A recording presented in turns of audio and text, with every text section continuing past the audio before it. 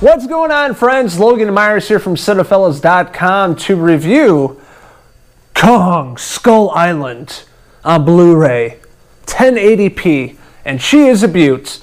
I'd like to say thank you to my friends over at Warner Brothers for sending me this Blu-ray. And I was actually really excited for this movie. I didn't get a chance to go see it on the big screen, unfortunately, with a busy schedule. But I'm glad I got to finally see it and have my own copy of it. So thank you, Warner Brothers. And this movie is stacked with great actors and actresses. We have Brie Larson, Tom Hiddleston, those blue eyes of his, John Goodman, John C. Reilly, Samuel L. Jackson. Yeah, I mean, it's packed. This movie's packed with great actors, A-list actors. So going into the movie, you're expecting a lot from these actors. Well, that's not the case. Given the script and the story, the actors didn't really have a lot to work with. Honestly, on screen, they were pretty underwhelming. And that's one of the flaws early on in the film. You don't really know much about these characters. They're just going to this island to take care of this big gorilla, King Kong. So you have the military, you have a group of scientists that are going over to find this creature, good old King Kong himself, and that's about it. You have Brie Larson that plays a photographer, Tom Hiddleston's a tracker. He's hired by John Goodman to track down King Kong because I guess he's good at that, but they don't really describe why he's a tracker, and his resume of previous trackings of animals, they never describe that. So you're given that amount of information, and that's about it. And you have Samuel L. motherfucking Jackson, motherfucking apes on a motherfucking plane. Kind of.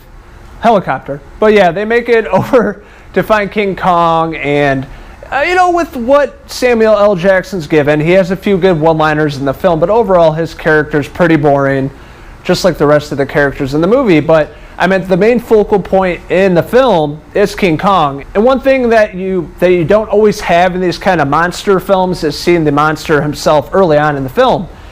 King Kong shows up pretty early on with an excellent scene, and there's some really cool action with him fighting and throwing trees in the water and by these mountains, and that was pretty good, and it drew me in early on, like, hey, this movie might be okay.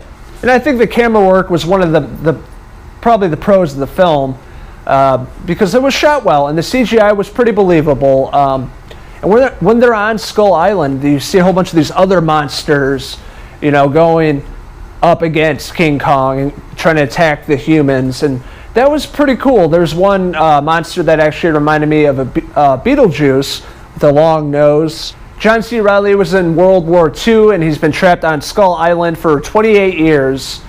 So he didn't know the outcome of the war. He was married and he was about to have a kid, a son, but he never made it back to the U.S. So he has a pretty good story. One of the few characters that you actually get some backstory to them, and to build some character.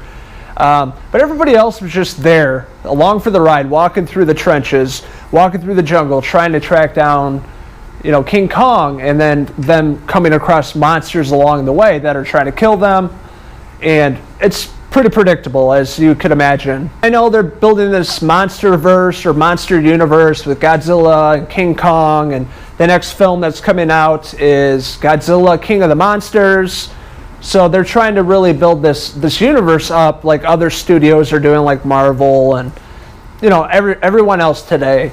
But what they really need to do in terms of making these films successful is to have a better script, have better dialogue, make people want to understand these characters and see what they're going through and what they've been through. That is one thing that Kong Skull Island lacked from start to finish. If you can get past all the silliness of the movie and some of this cheesy CGI and moments that the characters had with each other, you'll have a fun time. Honestly, I went in with really, really low expectations, and I was amused. I had a good time with it. I didn't expect anything more than it was, but I had a good time. I mean, the best part of the film was King Kong himself. It's hard to believe, yes, I know.